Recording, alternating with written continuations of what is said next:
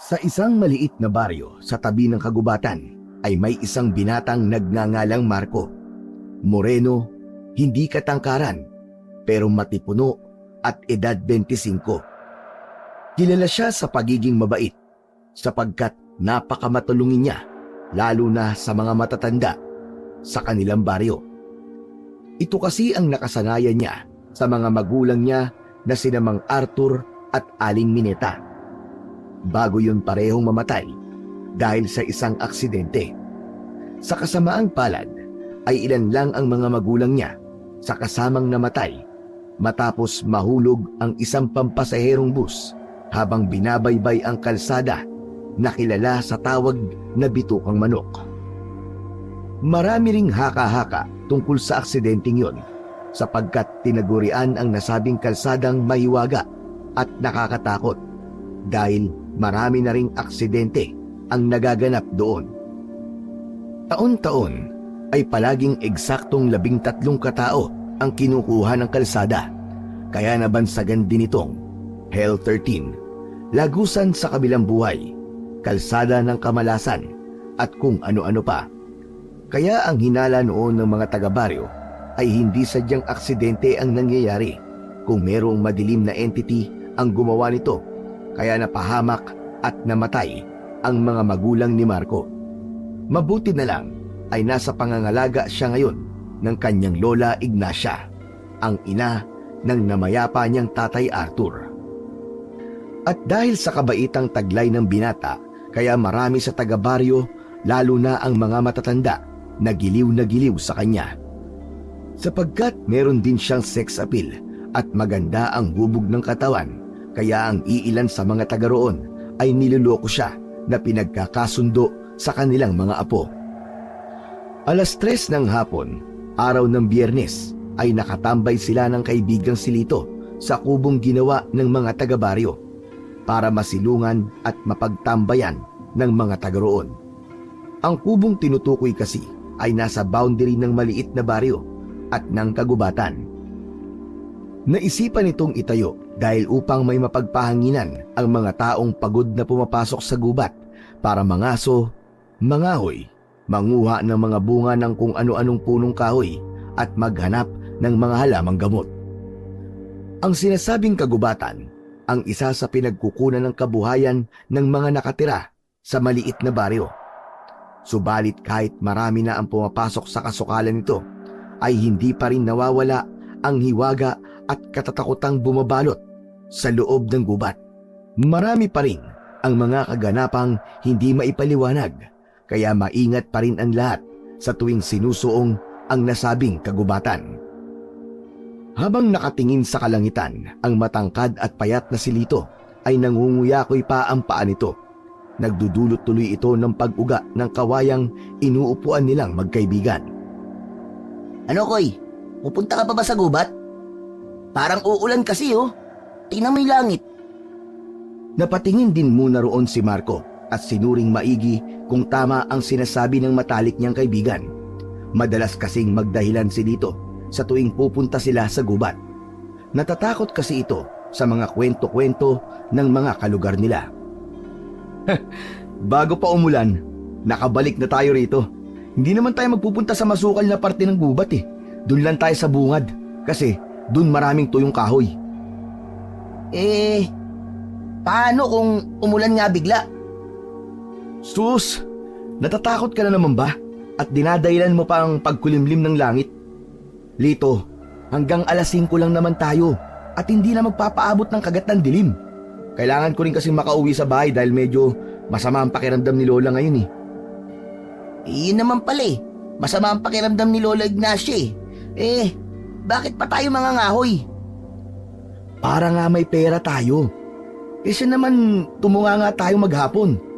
Hindi naman tayo makakapulot ng 200 pesos, di ba? O ano, ayaw mo ba? Naudlot panandalian sa pagsasalita si Marco sapagkat mula sa hindi kalayuan ay sabay nilang nakita ang pagguhit ng kidlat sa madilim na bahagi ng kalangitan. Sinundan ito ng mahinang tunog ng kulog. O ayan na, umuulan na sa kabundukan. Baka mamaya, biglang rumagasa pa yung tubig sa ilog eh. Ikaw nga, wag ka nga OA, Lito. Wala namang ilog sa bungad ng gubat eh. Ano ka? Meron kaya? Stapa yun, hindi ilog. At hindi raragasa ang tubig doon galing sa bundok. Paano mo naman nasabi? Dahil nasa kabilang ibayo pa yung malaking ilog. Sa bulubunduking parte na ng gubat. Ito naman, parang bago ng bago, parang hindi alam. Ano? Sasama ka ba? Kasi kung hindi, aalis na ako at itong si Morley na lang ang isasama ko. Mas matapang pa tong aso ko kaysa sayo eh. O sige, sige. Hihintayin na lang kita rito. Bahala ka na nga. Hindi kita hahatian ng pera kahit hintayin mo ako dyan. Eh di wag. Uuwi na lang ako. Natatawang pinagmasdan ni Marco ang matalik na kaibigan habang tila batang nagdadabog palabas ng kubo.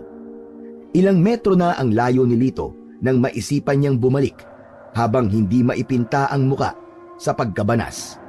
Umupo siya uli sa mahabang kawayan bago napapangusong parang bata na hinarap ang matalik na kaibigan. O sige tol, ganito na lang ha. Hihintayin kita, tapos ako na magbubuhat ng mga panggatong hanggang kinamang Beryong.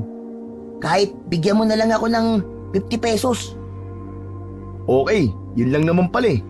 Deal, 150 ang sa akin, 50 ang sayo. Matapos magkamayan, ay tinawag na nga ni Marco ang alaga niyang asong si Morley na isang pure Pinoy breed dog na mas kilala sa tawag na Philippine Forest Dog at tinagurian din ng iba na witch dog. Nagkakakawag ang buntot ng nasabing aso saka tumahol-tahol hanggang sa maglakad na sila papasok sa kakahuyan. Nang medyo malayo-layo na ay napalingon pa ulit si Marco sa kubo matapos marinig na magsalita ang matalik niyang kaibigan. Tol, hanggang alas 5 lang ha. Kapag wala pa kay ni Morley, uuwi na talaga ako. Oo na, maghintay ka lang dyan hanggang sa may makasama kang lamang lupa o kaya engkanto, bahala ka. Pagkatapos niyang sabihin yon, ay tumakbo na siya hanggang sa mawala na sa paningin niya ang kubo at si Lito. Naaaliw naman siyang sinundan ng alagang aso hanggang sa tuluyan na silang makapasok sa loob ng gubat. Habang naglalakad papunta sa malapit na sapa, ay tumingin-tingin na rin sa kapaligiran ang binata nang madadampot na tuyong sanga ng puno. Ang mga pangilan-ngilan niyang nakikita ay kaagad niyang nilalagay sa sakong hatak-hatak niya. Malaking tulong din si Morley sapagkat dumadampot din ito ng mga tuyong sanga ng puno. Minsan nga lang ay napapangiti na lang si Marco dahil kahit mga bato at tuyong dahon ay ibinibigay sa kanya ng alagang aso. Sa tuwing makakasalubong siya ng ilang mga taga-baryong kakilala ay napapayukod ang binata habang bumabati ng magandang hapon. At mabilis na sumapit ang oras. 4:30 na ng hapon. Pagkakita niya sa sapa ay patakbo siyang lumapit dito na sinundan din naman kagad ni Morley. Bilisan mo, Morley! Bilis! Tara, bilis! Habang bitbit sa balikat ang sakong may nangangalahati ng tuyong kahoy, ay dali-dali siyang tumawid sa sapa. Hinanap niya rin kagad ang isa pang kubo na ginawa rin ng mga taga-baryo para maging silungan ng sinumang mapapadpad doon. Nang nasa maliit na kubo na, ay inilapag niya pansamantala ang sako at isinandal sa haligi ng kubo. Saglit siyang naupo sa mismong pintuan habang naglilibot ng tingin kung meron bang mga tuyong kahoy na maaari niyang madampot at gawing panggatong na ibibenta kay Mang Beryo. Orly, maghanap ka na muna ng mga panggatong. Dalhin mo sa akin dito ah. Magpapahangin lang ako saglit. Sige na. Pagtahol ng aso ay tumakbo kagad to malapit sa sapa at naghanap nga ng mga tuyong kahoy. Si Marco naman ay saglit na tumingin sa itaas sapagkat medyo makulimlim ang paligid. Medyo mapuno sa lugar na yon pero nakikita pa rin naman ang kalangitan. Anak nang, mukhang tama nga si Lito ah. Mukhang uulan nga. Hindi pa man siya natatapos sa pagsasalita ay nakarinig na siya ng malakas na kulog na para bang merong dumadagungdong sa kalangitan. Natigilan din ang aso at napatingin sa langit na parang alam ang nangyayari sa paligid. Morley! Morley, dali! Balikan na rito! Bilis! Kaagad na sumunod ang aso na may dala pang maliit na tuyong sanga. Pagkaabot sa kanya nito ay inilagay niya rin sa sako at binitbit ang nasabing bagay para ipasok sa loob ng kubo. Nagbabadya na kasing pumatak ang ulan. Hindi nga nagkamali ang binatang matipuno sapagkat unti-unti na ngang bumuhos ang ulan.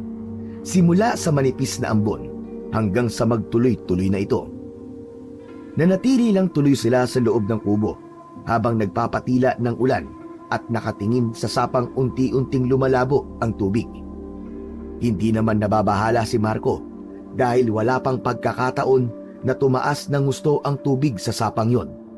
At kung sakaling mangyari man, mataas din naman ang kinalalagyan ng kubo kaya hindi sila mapapahamak ng kanyang alagang aso.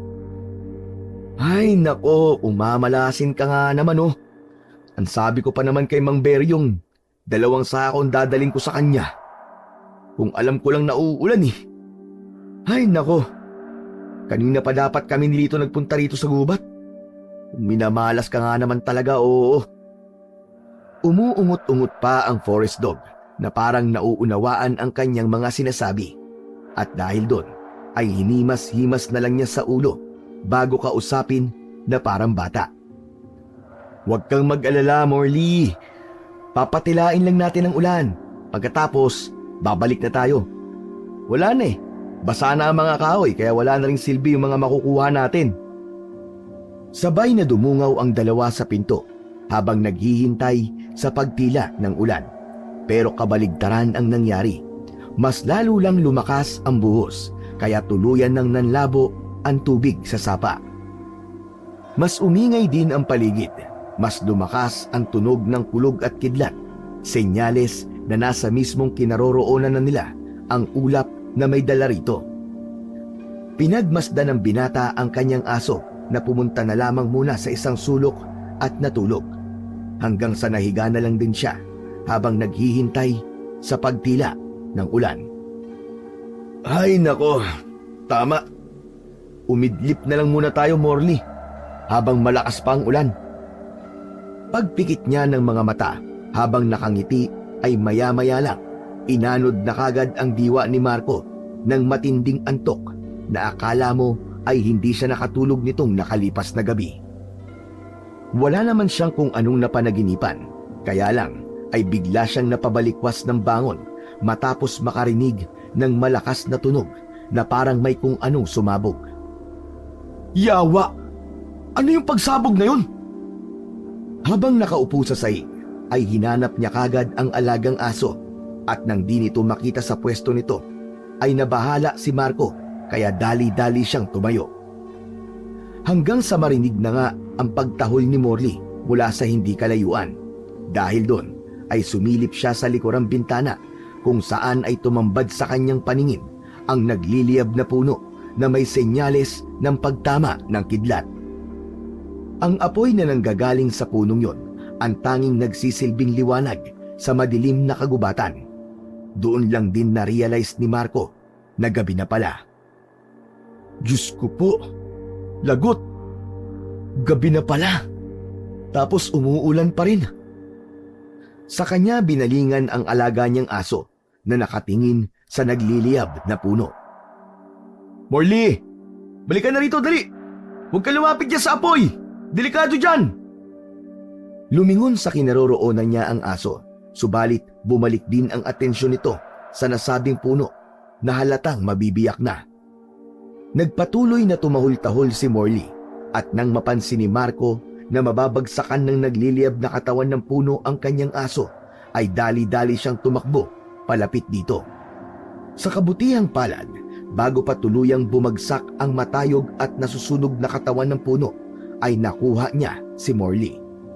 At ang mas nakakagulat pa, pagtingin niya sa kubo ay durog na rin ito at nagliliyab. Napa-sign of the cross na lamang siya sa kamakailang beses na humalik sa aso na palitan ang pag-ungot at pagtahol. Anak nang, mabuti pala lumabas ako ng kubo, Morley. Hindi pala ako nagligtas sa'yo. Ikaw pala nagligtas sa akin. Mahina na ang ulan, pero sapat naman yon upang maapula ang apoy ng nagliliyab na puno at kubo. Kaya bago pa tuluyang magdilim, ay umalis na sila roon. Kahit abot tuhod na ang agos ng sapa, ay nakipagsapalaran na si Marco na tumawid kaysa maipit sa kadiliman ng gubat na hindi niya alam kung ano ang maaari nilang sapitin ng alaga niyang aso. Nang makatawid na sila, ay inilapag na niya pansamantala ang aso na biglang napatingin sa gawi ng kubo. "Morley, tara na! Wala na yung mga panggatong natin! Nagliliyab na yun! Tara na, bilis!" Naudlot na siya sa pagsasalita sapagkat bigla na lang tumakbo sa sapa ang kanyang aso, malapit mismo sa nasusunog na kubo at punong nakadagan dito. "Morley naman eh! Anak ng... pasaway mo ngayon ha!" Wala siyang pagpipilian kundi habulin at kunin ang aso. Lumusong pa to mismo sa sapa na mabuti na lamang ay nakuha niya rin kaagad bago pa tuluyang anurin. Nang makaahon na sila pareho ay galit niyang minasdan ang alagang hayop na biglang nanahimik na lang na parang isang bata. "Bad dog! Bad dog, Morley ha! Ikaw ha! Huwag mo nang gagawin ulit yun ha! Paano na lang kung anurin ka ng malakas ng agos ng sapa?" Tumigil din siya kagad nang makita ang nakakaawang mukha ni Morley. Napabuntong hininga na lang siya, saka naglakad palayo bago pa tuluyang maapula ang apoy at kainin ulit ng kadiliman ang buong lugar.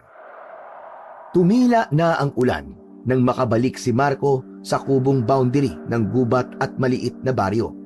Mag-aalas 8 na rin ng gabi, kaya hindi na niya ini-expect na naroroon pa ang matalik na kaibigan. Subalit nagkamali siya ng akala dahil naroon pa rin si Lito at matyagang naghihintay kasama ang tiyuhin niyang si Leroy.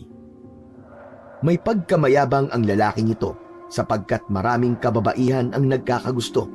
Astigin din kasi ang dating nito na bukod pa doon ay meron din naman talagang ibubuga dahil sa matangkad, may itsura at matipuno ito. Nandun din si Tatay Ador, ang isa sa mga opisyal ng maliit na baryo na ninong ni Marco, at si Lola Ignacia na alalang-alala sa kanyang apo sapagkat kanina ay madilim na at naroon pa rin ang binata sa loob ng kagubatan. Kasama rin sa mga naghihintay si Mang Beryong na kanina pa inaaway ng matandang babae dahil ito ang dahilan kung bakit nasa loob ng kagubatan si Marco. May mga 5 tao pa silang kasama na handa na sanang gumalugad sa loob ng gubat, subalit lahat ay napanganga sa kanya matapos siyang makitang basang-basa ng ulan. "Lola! Bakit lumabas po kayo ng bahay? Umuulan po eh. Masama pa naman ang pakiramdam nyo." "Ay naku, bata ka. Mas lalo ko magkakasakit kung hindi ka makauwi. Diyos ko naman, Marco. Alas 8 na ng gabi at bakit ngayon ka lang bumalik? Nakita mong naghahanap na kaming lahat sa'yo." "Sorry po, La. Kung nag-alala po kayong lahat sa akin, mangyaring nagpatila po kasi kami ng ulan sa kubong malapit sa sapa eh." Marco, mabuti at hindi kayo napano ron. Nakarinig pa naman kami ng malakas na ugong, tapos may apoy na kaming nakita sa gubat. Kaya humingi na kagad ako ng tulong kay Tio Leroy at kay Tatay Ador. Naisip ko kasi, baka natrap ka sa apoy o kung napano ka na eh. Yung narinig nyo, kidlat yun. May nakidlatan nga rong puno tapos bumagsak sa kubo. Mabuti na lang, nakalabas kagad ako. Salamat dito kay Morley dahil nailigtas niya ako. Ikaw talagang bata ka at parang natutuwa ka pa sa nangyari ah. Hay nako, lagi mo na lamang akong pinag-aalala. Lola naman, tara na po. Lola, sige na po. Sorry na. Okay naman pala si Marco eh. Kung ganung wala palang i-rescue rito, babalik na kami sa baryo. Tara na mga boys! Salamat, Kuya Leroy. Pag-alis ni Leroy at ng mga alipores niya ay tumuon naman ng pansin si Marco kay Mang Beryong na halata rin ang pag-aalala sa ekspresyon ng mukha nito. Mang Beryong, pasensya na po kasi yung Nakuha akong panggatong ho. Nasunog na rin po dun sa loob ng kubo eh. Naunawaan naman ng matandang lalaki ang sitwasyon niya, kaya nagbigay pa rin siya ng pera bilang pakonsuelo. Nahiya pa ngang tanggapin ni Marco, kaya lang ay ipinipilit ni Mang Beryong sapagkat ayaw niyang magalit pati si Lola Ignacia. Sabay-sabay silang bumalik sa baryo at nang nasa tapat na ng kapilya ay doon na sila naghiwa-hiwalay. Si Mang Beryong at Lito ay nagtungo sa kaliwa, si Mang Ador naman sa kanan, habang ang maglola ay dumiretso lang hanggang sa makauwi sila sa kanilang bahay. Kaagad naligo si Marco kasabay ang aso niyang walang imik simula pa kanina. Matapos makapagbihis ay pinakain niya rin ito, pero nagulat siya at nag-alala sapagkat tila walang gana ang alaga niyang aso.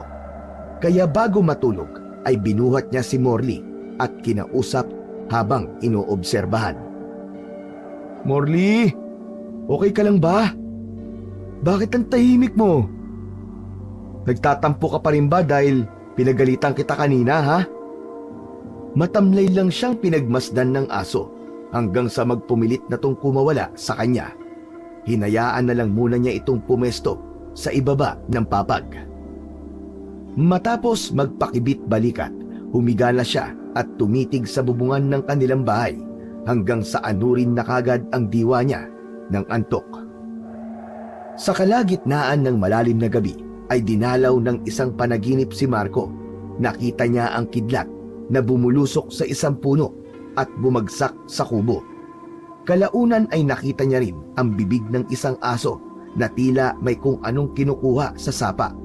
Pagkatapos ay meron siyang nakitang puting bato na kumikinang kasabay ng malakas na alulong na dahilan kung bakit siya nagising. Napatingin ang matipunong binata sa bintana habang pinakikinggan ang alulong ng aso mula sa hindi kalayuan. Tahimik at malinis ang paligid sa labas ng bahay nila, kaya kahit anong mahinang tunog at ingay ay madali niyang naririnig. Napalingon siya sa kinaroroonan ni Morley pagkarinig niyang tila dumuduwal ito. Nag-alala niyang nilapitan ang forest dog hanggang sa nakita niya ang mga isinuka ng kanyang alaga, kasama na roon ang isang puting batong kumikinang na tila kasing laki ng holen. Nakahinga siya ng maluwag pagkakita sa aso na kumakawag-kawag na ang buntot, senyales na okay na ito.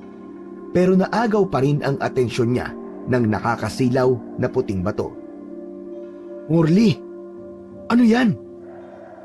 Yan ba ang rason kaya masama ang pakiramdam mo kanina? Pero saan mo nakuha yan?" Alam ko na. Sa sapa. Yan ba yung kaninang kinukuha mo ron?" Gamit ang bibig ay kinuha ng aso ang nasabing hiyas at ibinigay ito sa kanyang amo. Hindi pa man nahahawakan ni Marco ang nasabing makinang na puting bato, ay nakarinig na naman siya ng alulong ng aso mula sa labas ng bahay. Sa pagkakataong yun ay mas malakas at nakakakilabot na ang alulong na yon na parang napakalapit lang, dahilan para mapabaling na naman ang atensyon ng binata sa bintana. "Naknang, ano ba yung aso na yun?" Naudlot na naman siya sa pagsasalita sapagkat binundol siya ni Morley sa pamamagitan ng bibig. Pakiwari niya ay parang gusto ng aso na kunin niya ang makinang na bato. Nang ilapat ni Marco ang kanyang kamay ay kaagad na iniluwa ni Morley ang hiyas. Nang mahulog yun sa kanyang palad ay ganoon na lamang ang pagkagulat niya sapagkat tila ba may kung ano at samot-saring alaala ang bumulusok sa kanyang utak. May nakita siyang tao na may malaking katawan pero malabo ang mukha nito. Merong binubuhat na malaking troso ang nasabing lalaki na walang kahirap-hirap nitong inihagis sa kung saan. Kasunod noon ay nakakita rin siya ng mga maliliit na nilalang mula sa kagubatan, pero tanging mapupula at nanlilisik na mga mata lang ang naaaninag niya. Sumalakay ang mga ito, kaya napapikit siya hanggang sa naramdaman niyang para siyang nahulog sa malalim na bangin. Pagdilat ng mga mata niya ay naabutan na lang niya ang sarili na napapalibutan ng iba't ibang hugis ng nilalang na parang anino lang. Lahat ng mga yon ay nanlilisik ang mga mata na handa siyang salakayin at lamunin ng buhay. Dala ng matinding takot ay ihahagis niya sana ang nasabing hiyas, kaya lang ay nakarinig naman siya ng malumanay na tinig mula sa kung saan. Bigla ring nawala ang mga nakakatakot na nilalang na nakapalibot sa kanya. Lumiwanag at gumaan ang pakiramdam niya sa kapaligiran hanggang sa isang kumikinang na magandang babae ang lumitaw sa kanyang harapan. Teka, sino ka? Ipagpaumanhin mo, Ginoo, pero hindi maaaring bigkasin ng mortal ang aking pangalan dahil ikakapahamak mo ito. Pero ako ang may-ari ng mutsyang hawak mo. Ha? Anong mutya? Makinig ka, Marco. Ikaw ang napili ng mutya, kaya sa ayaw at sa gusto mo, kailangan mong gampanan ang tungkulin ng mutya. Ano? Wala akong maintindihan sa mga sinasabi mo. Natigilan saglit ang matipunong binata dahil mula sa kung saan ay nakarinig na sila ng mas malakas pang alulong ng aso. Pakiwari ni Marco ay nasa tabi na lang niya ang nasabing ingay. Wala na tayong oras. Lulukin mo na ang mutya at bibigyan ka nito ng kapangyarihan. Gawin mo na kung ayaw mong maunahan ka at mapatay ng kampon ng kadiliman. Dahil sa wala nang maintindihan sa mga nangyayari, ay pikit mata na lang na nilunok ni Marco ang puting bato na sinasabing mutya. Pagdilat ng mga mata niya ay laking gulat niya matapos bumungad sa bintana ang isang malaking paniki pero parang mukha ng tao. Tahol ng tahol si Morley na parang galit na galit at dala naman ng matinding pagkagulat ay sinapak na lang niya ang nasabing paniki. At sa sobrang lakas ng suntok niya ay tumalsik din siya sa kabilang dingding ng kwarto. Ang huling natatandaan na lang ni Morley habang nagdidilim ang kanyang paningin ay ang ingay sa labas ng kanilang bahay, pati ang nakabibinging pagtahol ng alaga niyang aso.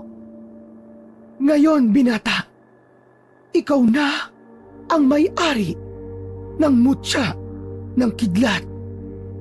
Pagkatapos marinig yun, ay tuluyan na siyang bumagsak sa sahig at nawalan ng malay tao. Dinala siya sa ospital nang wala sa kanyang kamalayan at nang nandoon na siya ay muli na naman siyang dinalaw ng maladiwatang babae na nagsasabing may-ari ng mutya ng kidlat. Teka, nasan ako? Huwag kang matakot, Marco. Nasa ligtas na lugar ka. Anong ibig mo sabihin? Tsaka teka, sino ka ba talaga? Daan mong mabuti ang ibibilin ko sa'yo, sapagkat maaaring ito na ang huli nating pagkikita. Gamitin mo ang mutya ng kidlat para ubusin ang kampon ng kadilimang ikinulong sa kagubatan. Subalit ngayon ay nakalaya na. Nagsisimula na silang manalakay sa mga baryo at uunahin nila ang lugar na pinakamalapit, ang maliit niyong baryo. May proteksyon ang mutya na yan laban sa masasamang nilalang at hindi kanila basta-basta masasaktan. Bago pa makasagot ang binata, ay nakaramdam na siya ng kakaibang puwersa. Isang madilim na puwersang parang gusto siyang gawan ng masama. Dahil doon ay naalarma si Marco na tila hindi na rin alam ang gagawin. Binata, kailangan mo nang gumising bago pa may mangyaring masama sa'yo at makuha ang mutya ng kidlat. Hindi pa pwedeng mapasakamay ito ng mga nilalang ng kagubatan. Gumising ka na, binata! Gumising ka na!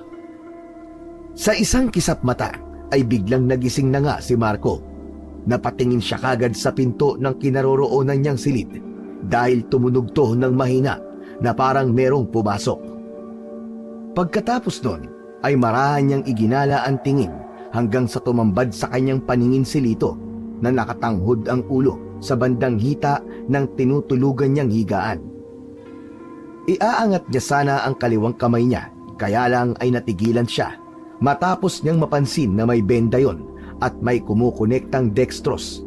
Napakunot ang noo niya at inalala ang mga nangyari. Ginising niya si Lito dahil wala siyang maalala at nanakit ang kanyang ulo dahil sa sobrang pag-iisip. Lito! Lito! Ano ba nangyari? Nasaan tayo? Uy! Marco! Gising ka na pala?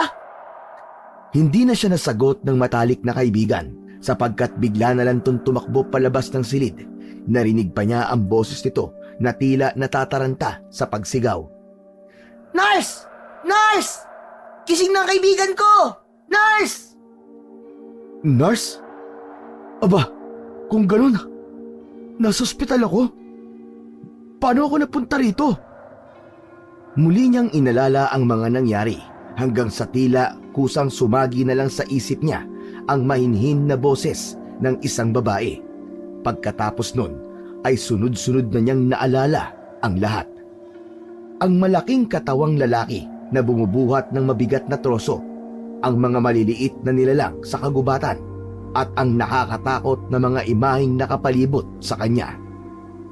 Parang lumobo ang ulo ni Marco dahil sa mga alaalang yon na nagpatayo rin ng kanyang mga balahibo. Subalit mas lalo siyang nahintakutan nang maalala ang malapaniking nilalang sa bintana ng kanilang bahay na sa pagkagulat niya ay nasapak niya at pareho silang tumalsik. Oo nga pala. Pagkasapak ko dun sa mukhang paniki, tumalsik ako sa dingding ng kwarto ko. Tapos, natigilan na naman siya habang pinagmamasdan niya ang kanyang kamao na ginamit niya upang suntukin ang malapaniking nilalang. Naalala rin niya kasi bigla ang kinairatnan ng halimaw matapos niya itong sapakin ng direkta sa muka. Hala, nagawa ko ba talaga yun? Totoo bang nangyari yun? Natigilan muna siya sa pag-iisip ng tungkol sa bagay na yon dahil nagdatingan na ang mga nurses kasama si Lito at si Lola Ignacia. Ang gading Diyos! Mabutit nagising ka na, apo ko! Makailang beses siyang niyakap ng matandang babae habang nagsa-sign of the cross. Si Lito naman, nasa gilid lang nila ay hindi pa rin maipinta ang saya matapos makita ang matalik na kaibigang gising na. Tumigil muna si Lola Ignacia sapagkat kinailangan suriin ng mga nurse ang binata para malaman ang kanyang lagay. At nang matapos na, ay saka sila nag-usap na maglola kasama pa rin ang matalik niyang kaibigan. Doon niya na napag-alaman na 3 araw na pala siyang tulog at nang tanungin siya ng dalawa kung ano ba talaga ang nangyari, ay hindi naman masabi ni Marco ang totoong naganap. Hindi niya pa rin kasi sigurado kung totoo nga ba talaga ang lahat ng yon o halusinasyon lang niya.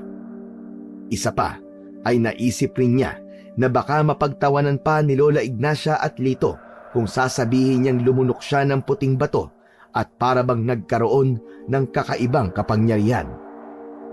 Ngayon, binata, ikaw na ang may-ari ng mutya ng kidlat.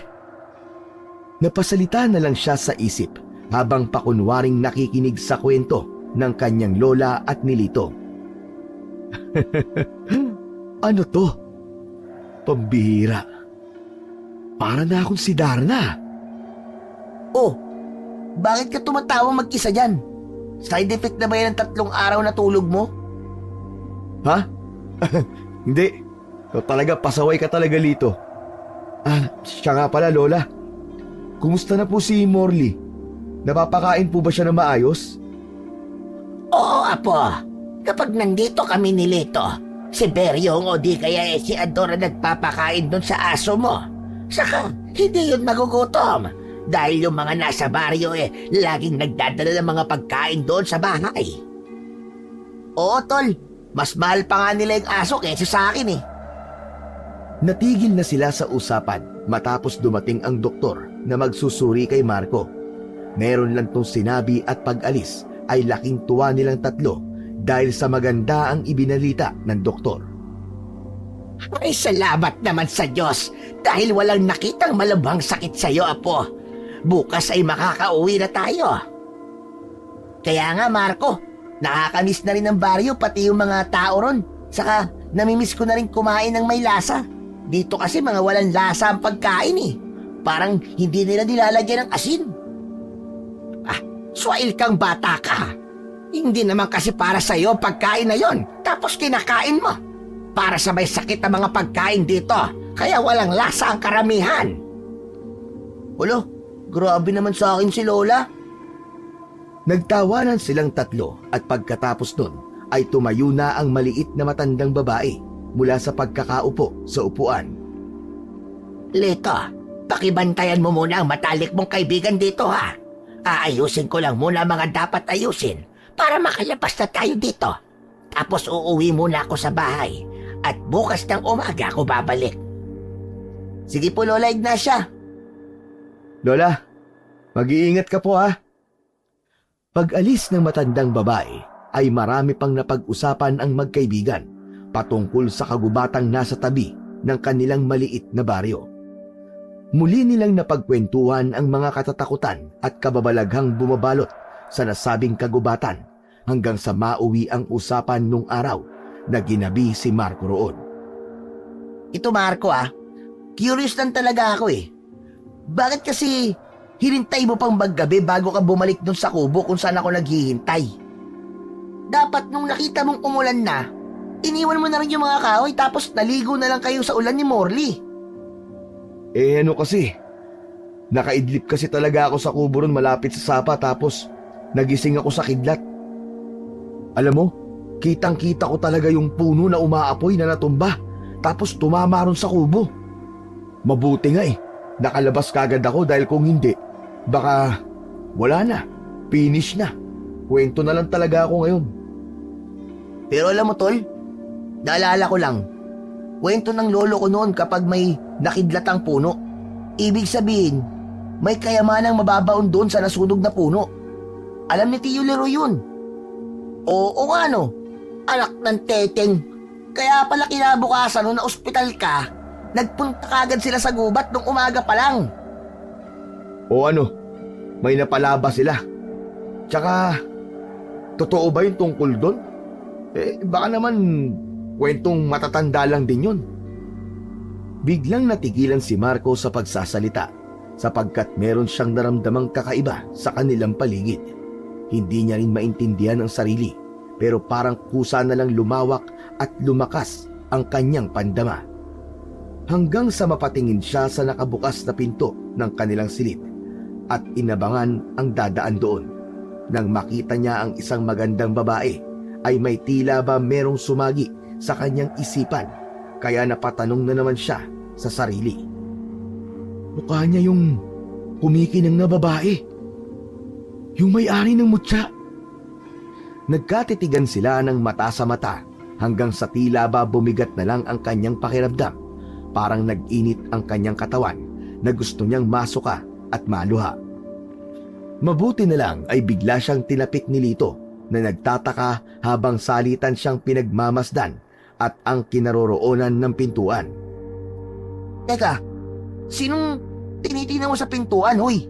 Huy! Ha? Wala. Tol, maiba tayo ng usapan. Hindi ko na kasi masyadong maalala eh. Pero ano bang nangyari, bakit ako napunta rito sa ospital? Ito naman ikaw nga yung tinatanong namin kanina pa ni Lola Ignacia eh.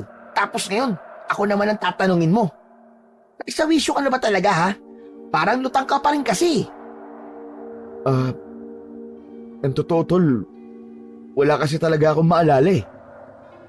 Sabi nga ng lola mo, nagising siya kasi tahol ng tahol si Morley. Tapos yun, pag akit niya sa kwarto mo, nagulat na lang siya, nakaandusay ka na sa sahig. Tapos sira yung dingding, pati na yung grills ng bintana ng kwarto mo. Nahulog daw. Bukas, pag uwi mo, makikita mo kung gaano yung kasira at sana maalala mo kung ano nangyari sa'yo at paano yun nangyari. Ganun ba? Salamat, Lito ah. O sige, walang anuman. O diyan ka muna ah. Bibili lang ako ng pagkain natin para sa hapunan, para may lasa naman. Paglabas ni Lito ng silid ay pasimpleng napayukom ng mga kamao si Marco sapagkat nakumpirma na niya sa matalik na kaibigan na hindi nga panaginip ang nangyari nung gabing yun. Totoong inatake siya ng taong paniki at sinapak niya to. At dahil sa sobrang lakas ng puwersang nanggagaling sa kanya, ay hindi niya nakontrol ang kanyang pagsuntok at tumalsik siya. Ngayon, binata, ikaw na ang may-ari ng mutya ng kidlat. Ibig sabihin, meron na akong kapangyarihan galing sa mutya? Yung nakita kong babae sa pintuan kanina, kamukhang kamukha niya yung kumikinang na babae sa pangitain ko. Pero parang magkaiba sila ng dating ng aura. Napatingin ulit siya sa pintuan matapos marinig ang mahihinang bulungan at dahil doon ay marahan siyang tumayo at nagpunta roon, hila-hila ang dextrose. Pagdungaw niya sa pintuan ay hinanap niya sa labas ang mga bulungan hanggang sa makita niya ang dalawang babaeng kismosa na kilalang kilala sa kanilang maliit na baryo, si Aling Neni at Aling Corina.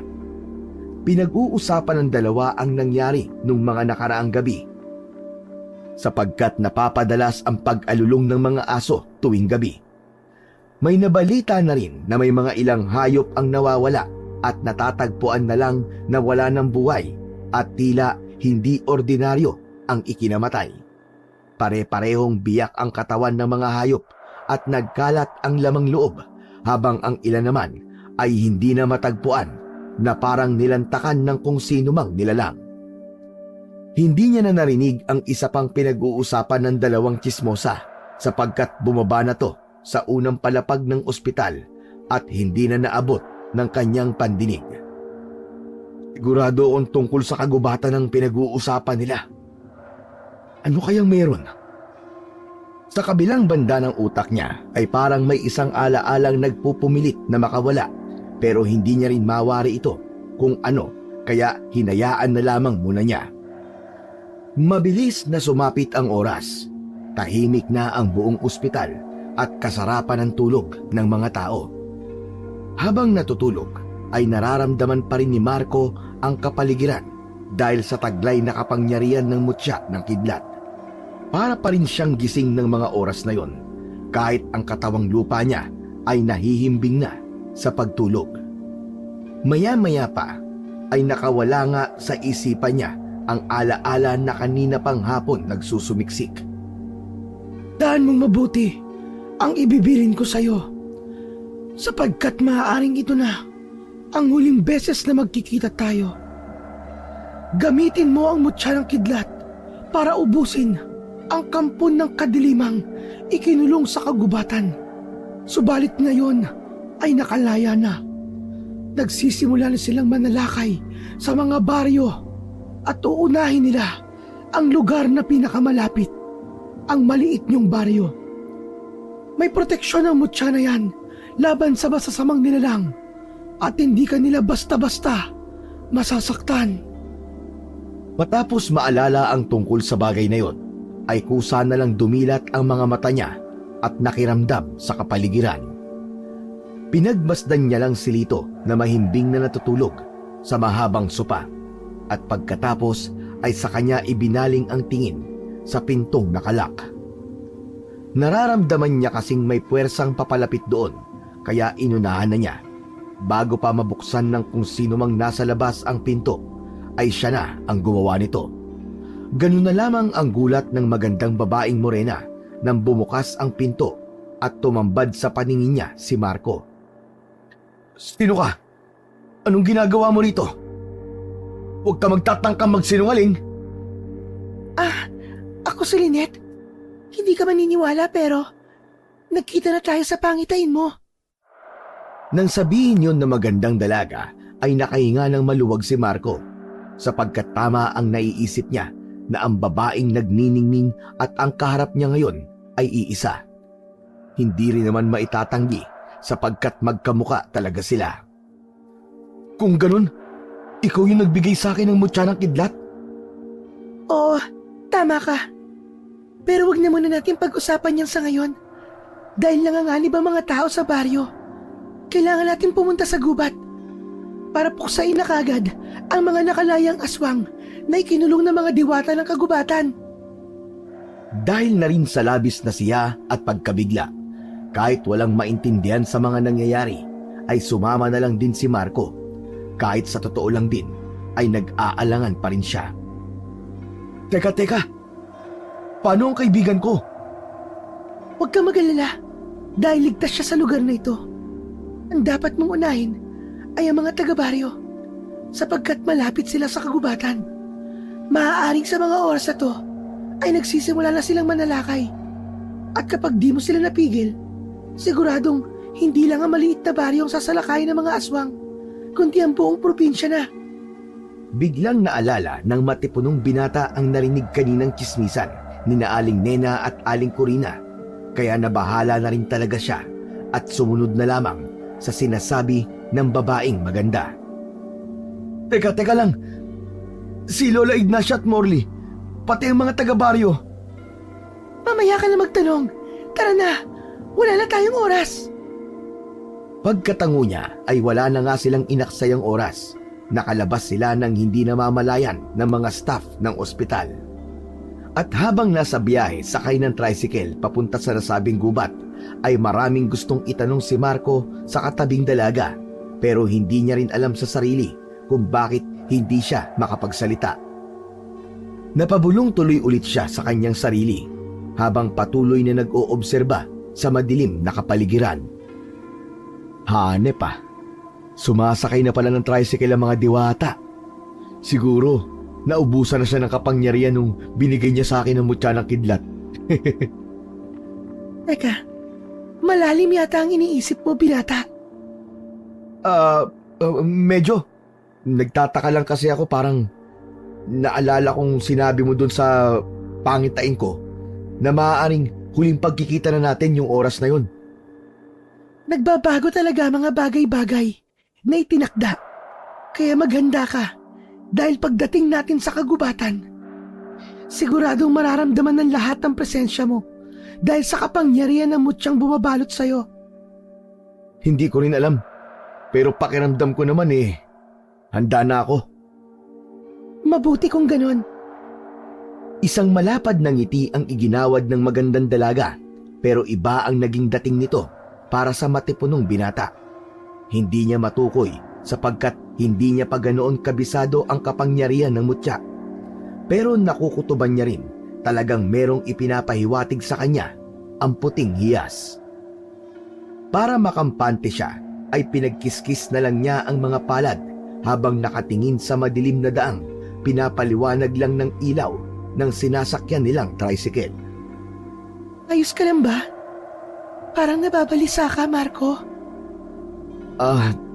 Hindi ko rin alam Pero pakiramdam ko, parang merong mali Parang may hindi magandang mangyayari sa atin. Natigilan na siya sa pagsasalita nang hawakan ng magandang dalaga ang kanyang mga kamay. Pero tinanggal din yon sapagkat pakiramdam niya uminit ng gusto ang kanyang palad. Doon niya na nga napagtanto ang mali at kakaibang pakiramdam hanggang sa meron na naman siyang naalalang isang mahalagang bagay. Paumanin, pero hindi maaaring bigkasin ng mortal ang aking pangalan dahil ikapapahamak mo ito. Pero ako ang may-ari ng mutyang hawak mo. Tila nagpantig ang kanyang tenga matapos yung maalala, kaya kaagad niyang nilingon ang magandang dalaga at lakas loob na nagsalita. Hindi ikaw ang diwatang may-ari ng mutya. Pero bago pa niya matapos ang sinasabi, ay mahigpit na siyang hinawakan sa leeg ng babaeng unti-unting nag-iba ng anyo.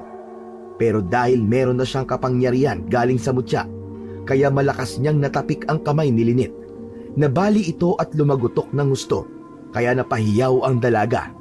Hiyaw na katono ng isang dyablo. Kahit mabilis ang pag-andar ng tricycle, ay walang pakialam si Marco. Tumalon siya palabas dito at nagpagulong-gulong sa madilim na kalsada. Nakabangon din siya kagad at pinagmasdan ang tricycle na biglang huminto at nagpatay ng ilaw. Mas lalong dumilim ang kapaligiran, kaya kinabahan ang binata habang patuloy na nakikiramdam sa kanyang paligid. Ako na ang may-ari ng mutya. Ako na ang may-ari ng mutya. Huwag ka matakot, Marco. Bibigyan ka ng mutya ng kapangyarihan.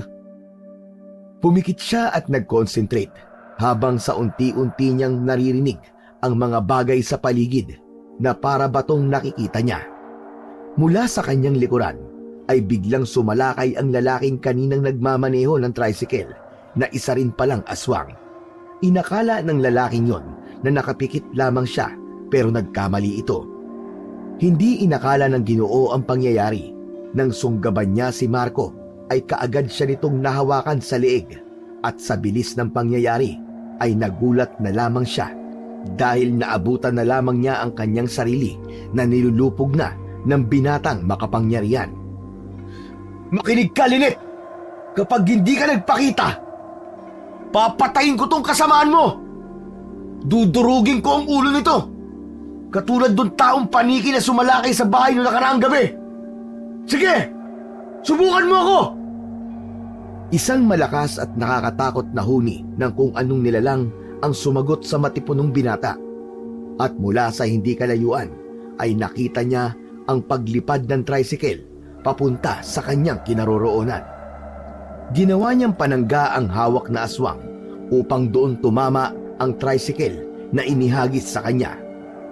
Tumalsik at nagpagulong-gulong si Marco na huminto lang matapos tumama sa isang puno na nasa gilid ng kalsada.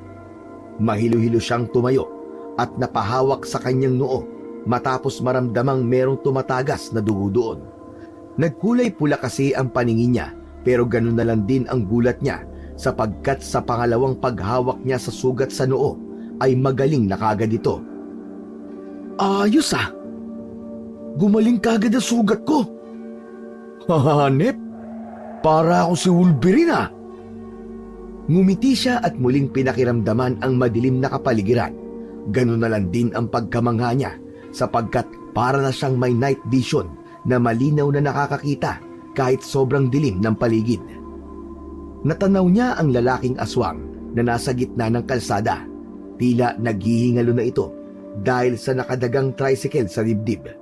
Lumapit siya rito at walang kahirap-hirap na binuhat ang mabigat na nakadagan dito, dahilan para makahinga na to ng maluwag. Bakit ako pinapupunta ni Lynette sa gubat, ha? Bakit niya ako isinama ron? Patayin mo na ako. Hindi ako magsasalita. Kahit ano pang sabihin mo. Anak ng diablong buang, oo. Ang tapang mo pa. Eh kung ibagsak ko kaya tong tricycle na to sa'yo. Huwag kang tanga. Iniwan ka na nga niya dito eh.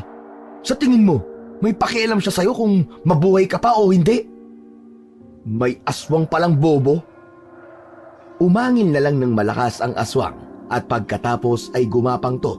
Pero tinapakan niya ng pagkadiin-diin sa magkabilang hita. Kaya mas lalo itong napaungol sa sobrang sakit. Nang masiguro ni Marco na hindi na makakalakad pa ang aswang, ay sa kanya tinanggal ang pagkakatapak dito.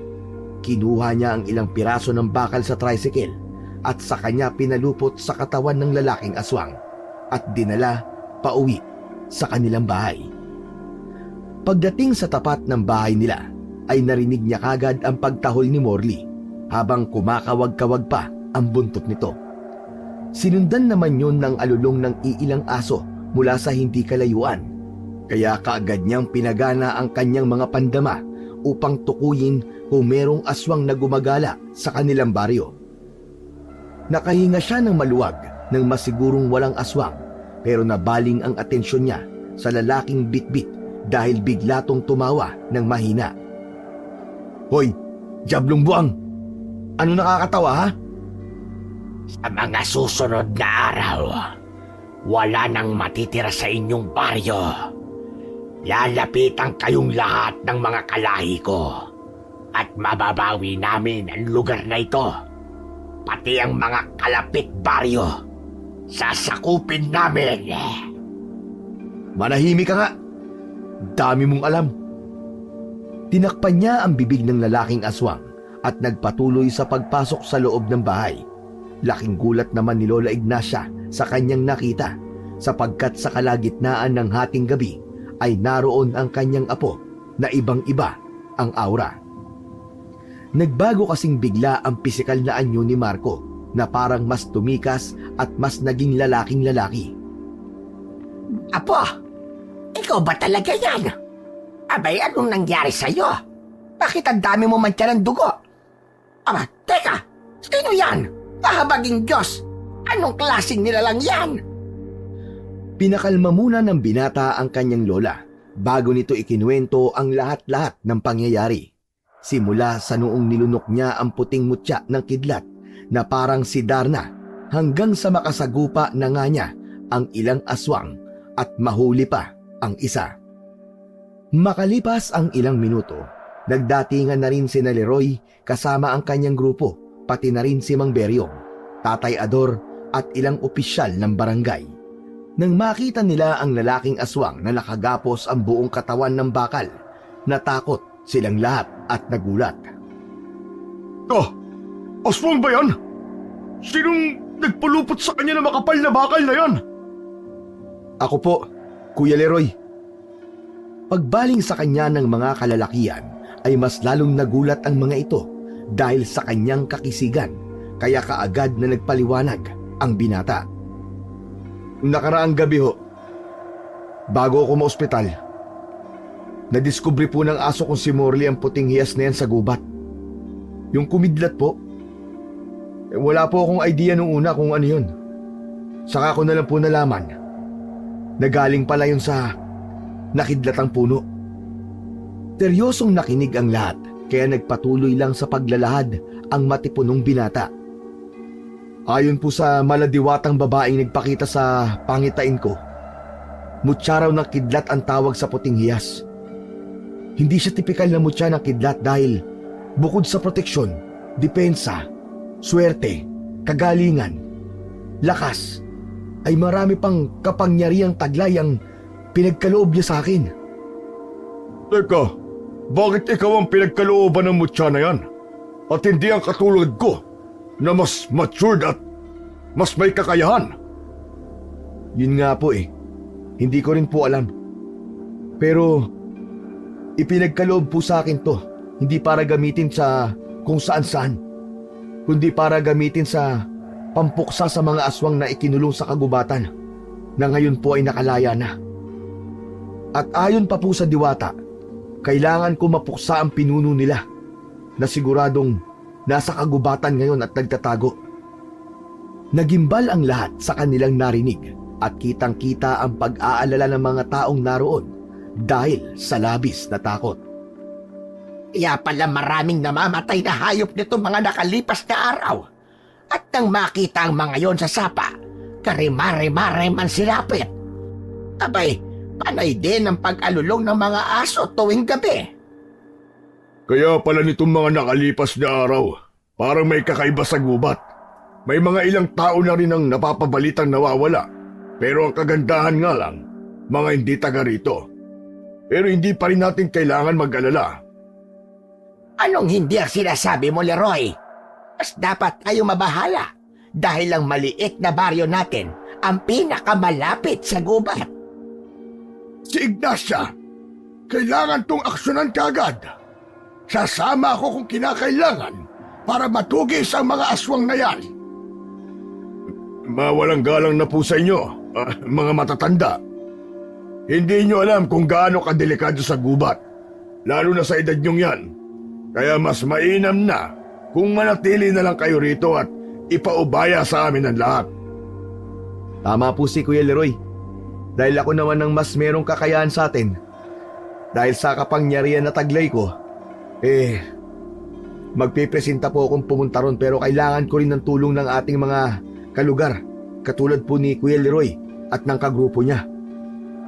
Nag-angat din ng kamay si Tatay Ador at ang iba pang barangay opisyal at pulis. Natigilan lang sila sa usapan pagkatapos marinig na muling tumawa ang lalaking aswang na nakagapos. Dahil doon ay natuon ang atensyon nilang lahat dito at seryosong pinakinggan ang kung anumang sasabihin ito. Kala nyo ba, porke meron kayong hawak na mutya, ay matatalo nyo si Lynette?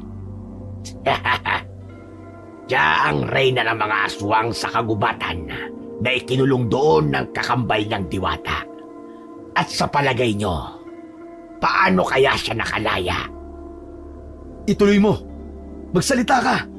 Paano siya nakalaya? Dahil meron sa maliit na baryong ito na sakim sa kapangyarihan at yaman na nagtraidor sa inyong lahat. Pinagkalulo niya ang maliit na baryo. Humalakhak ng humalakhak ang lalaking aswang hanggang sa hindi na nakatiis pa si Marco sa nakaririnding boses nito. Gamit ang buo niyang lakas ay sinapak niya ang mukha nito. Sa sobrang lakas nun, pumutok na parang lobo ang ulo ng aswang. Nagulat naman ng lahat sa kanilang nasaksiyan.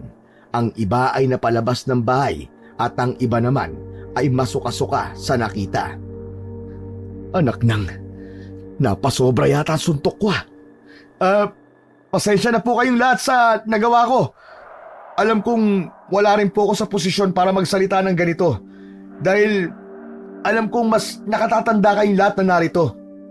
Pero hindi ko na po papaabutin ng pagsikat ng araw at kailangan ng tapusin ang dapat tapusin.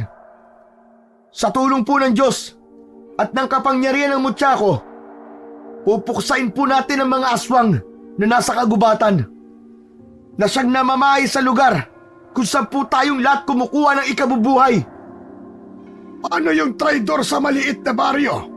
Anong gagawin natin kung totoo nga at sinasabi ng aswang kanina?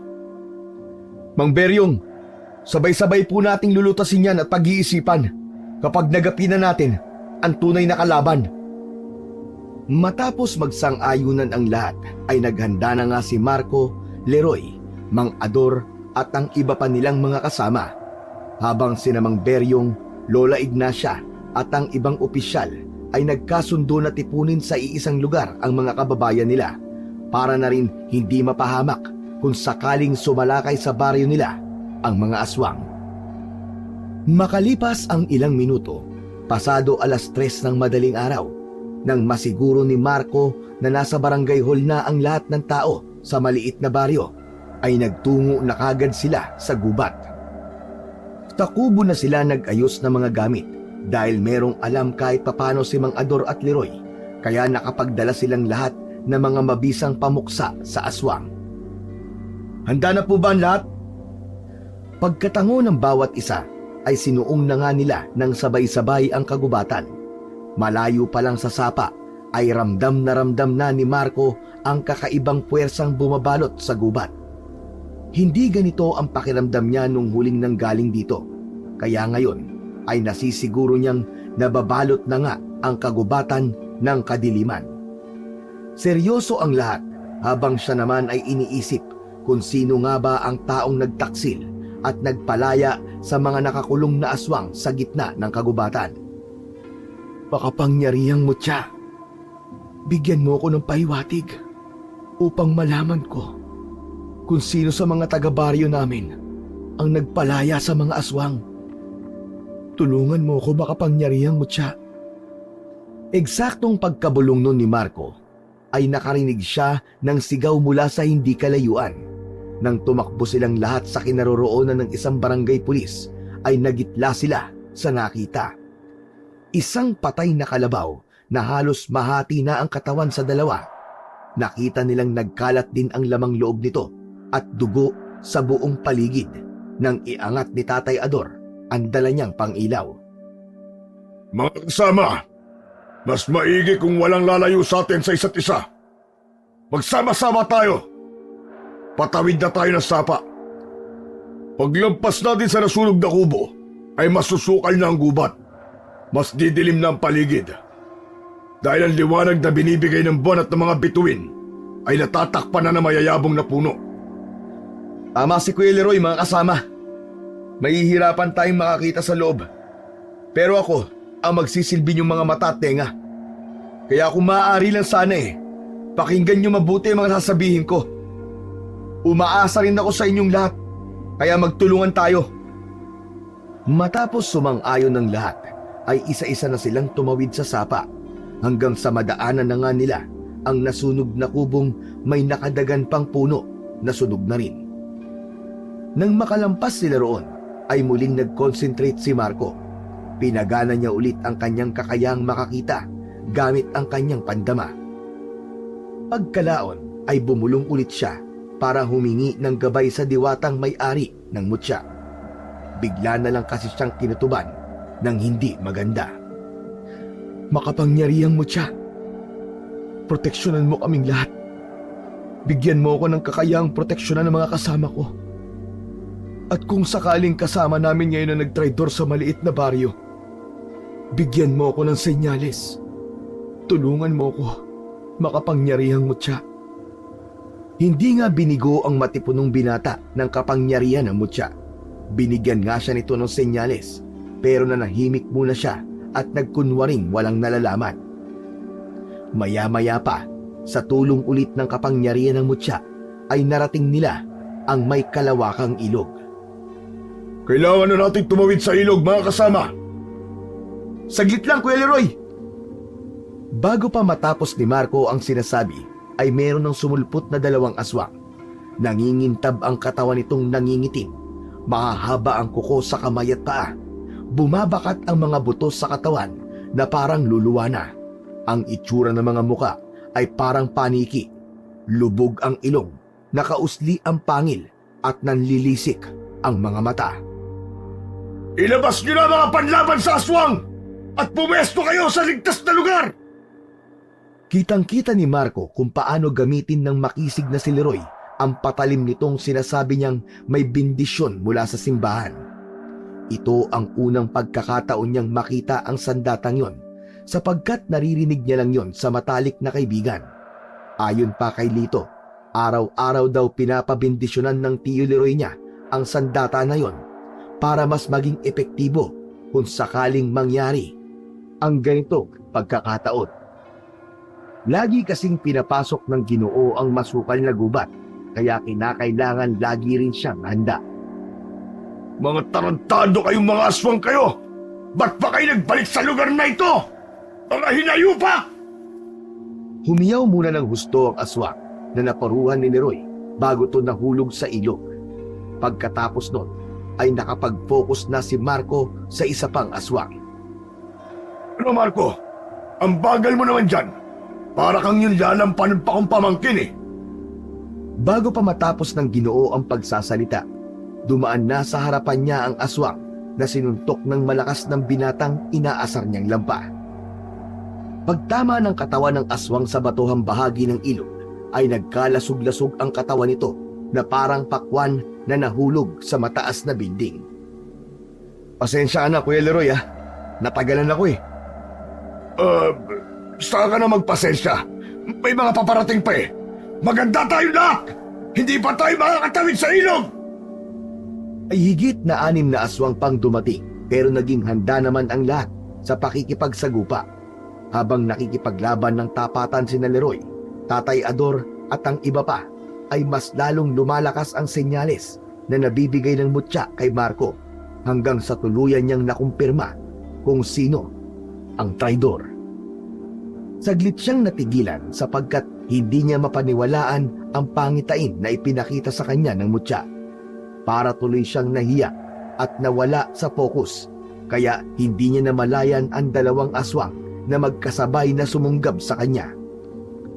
Sabay-sabay silang nahulog sa malalim na bahagi ng ilog, at dahil sa mas madilim at nasa tubig, kaya nahirapan ding makapag-concentrate ang binata, lalo na at ang isa ay nakapasan sa kanya, habang ang isa naman ay nakakapit sa kanyang paanan. Pilit siyang inilulubog ng 2 para maubusan sila pare-pareho ng hininga.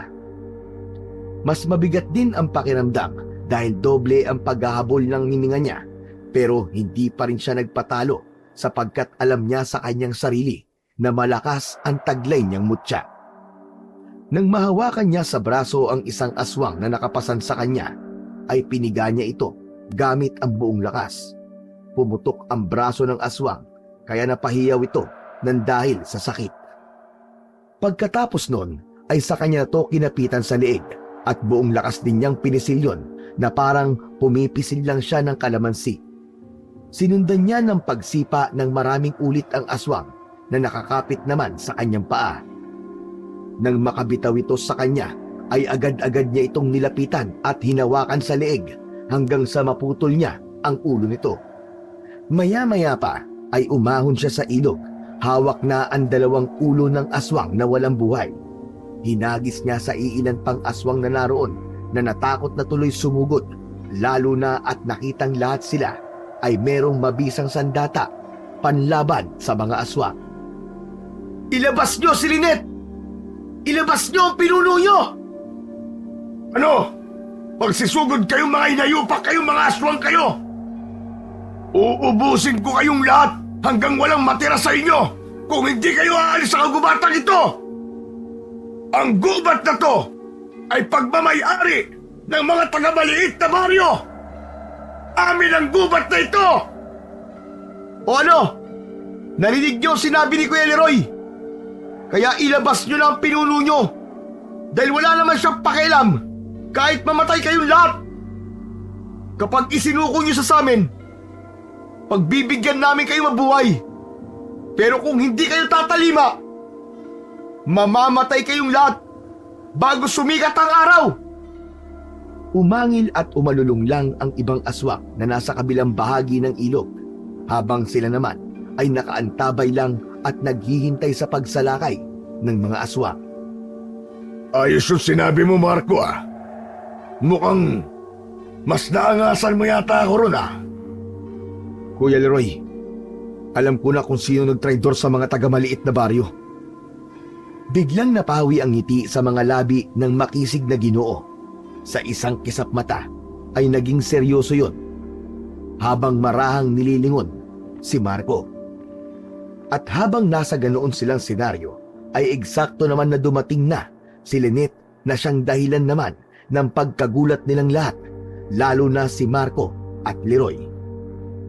Kasama na magandang babaeng pinuno ng aswang si Lito at nakatutok ang matatalim nitong kuko sa leeg ng matangkad na binata. Kitang-kita ang matinding takot sa mga mata nito, habang si Lynette naman ay nakangisi na parang isang demonyo. O ano? Bakit nanahimik yata kayong lahat? Lalo ang dalawang mayabang na nasa unahan.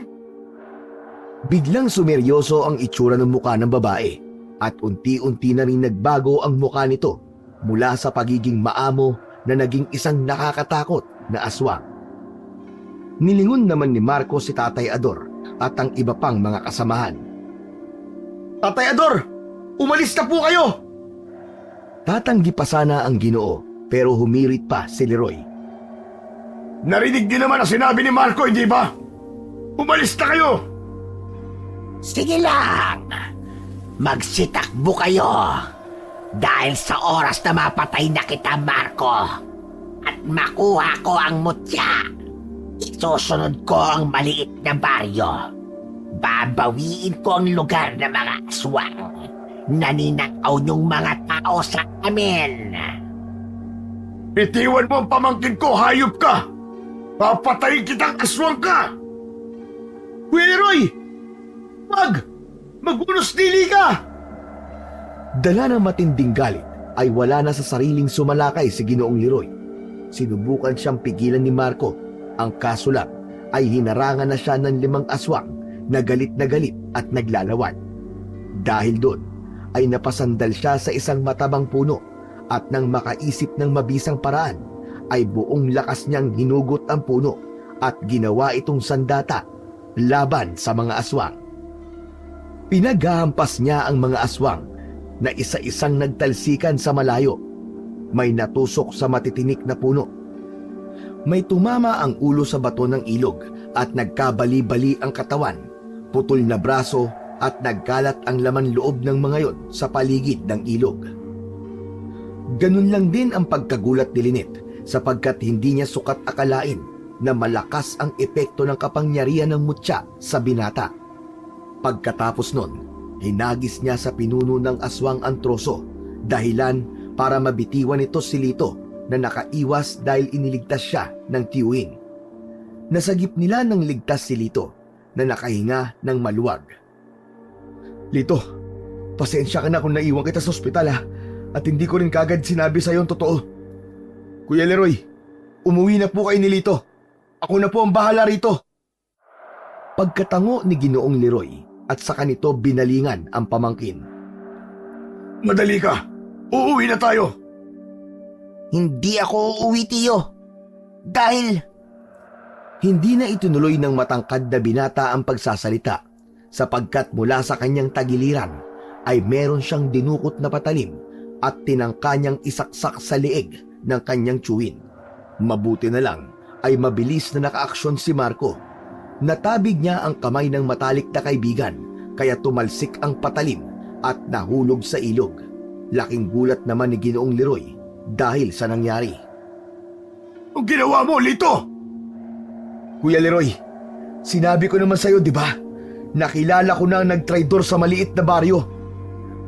Pagkatapos nun ay humalakhak si Lynette na parang isang demonyo habang pinagmamasdan sila na miserable. Napakagandang tagpo naman ito. Naalala ko tuloy kung paano ko tinraidor ng kapatid kong Diwata. Kung paano niya kami ikinulong ng mga kapwa ko aswang sa gitna ng kagubatan. Mabuti na lang talaga ay may mga taong katulad ni Lito na puno ng galit sa kanilang puso na kayang gumawa ng kahit na ano. Ay ang magpalaya ng tulad ko, mangyari lamang ang kanilang gusto.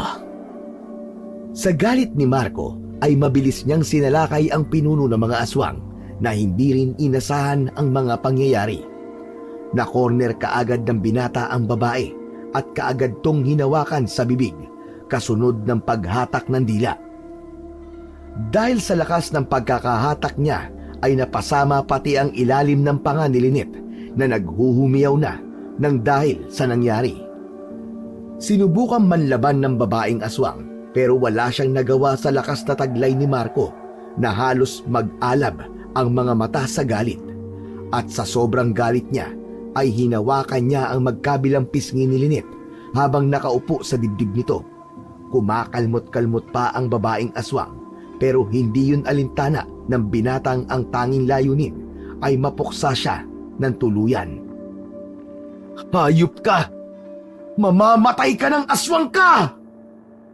Nagsisisigaw na lang ng gusto si Lynette hanggang sa mahati na ang ulo nito sa dalawang bahagi na parang pinunit lang na papel. Nangisay pa sa huling pagkakataon ang aswang hanggang sa tuluyan na itong bawian ng buhay. Nang makita yun ng iba pa ay nagpulasan na ang mga ito na parabang mga bubwit at nang hindi na maramdaman ni Marco ang presensya ng mga aswang ay sa kanya binalikan ang magtiyo. Doon ay naabutan niya si Lito na umiiyak habang nagpapaliwanag sa kanyang tiyuhin kung bakit niya nagawang traidorin ang buong maliit na baryo. di ako nagsisisi sa ginawa ko. Nang malaman ko sa lumang aklat ni Lolo ang tungkol sa hiwaga ng lugar na to, gumawa na talaga ako ng paraan para mapalaya ang mga aswang na ikinulong sa kagubatan. Inuulit ko, hindi ako nagsisisi. Dahil hindi deserve ng mga taga-maliit na baryo ang mabuhay. Sila ang dahilan kung bakit namatay sila nanay at tatay. Hindi nila tinulungan ang mga magulang ko nung nagkaroon sila ng matinding sakit. Tiyo, dapat magalit ka. Kapatid mo ang tatay ko. Isang malakas na suntok ang natamo ni Lito mula kay Ginoong Leroy. Sinadya ng kapatid ko, ng tatay mo, pati ng nanay mo, na umalis sa lugar na ito. Hindi dahil sa ayaw silang tulungan ng mga taga-baryo. Umalis sila para hindi na makahawa pa ng sakit nila. Dahil kapag may nahawa na kahit isa sa mga taga-maliit na baryo, posibleng mahawa ka rin. Sana nakita mong ginawa nila lahat yon para sa'yo. Dahil ayaw nilang mawala ka At hindi lumaki sa lugar na pinagmamalaki nila. Sa lugar na kahit na maliit, nagtutulungan ang mga tao at may malasakit sa isa't isa. Napahagulgol na lang si Lito pagkatapos yun marinig, pero kahit ganoon ay inakay pa rin siya ng matalik na kaibigan at sabay-sabay silang bumalik sa baryo para sabihing tagumpay ang lahat. Sa kabila ng pagtatraidor ni Lito ay napatawad pa rin siya ng mga taga-baryo dahil nauunawaan nila ang nararamdaman niya. Bumawi ang binata sa lahat ng kanyang mga pagkakasala at sa tulong ng isa't isa ay naging maunlad ang maliit na baryo. Si Marco ay namalagi sa gubat upang maging gabay sa mga taong naliligaw ng landas.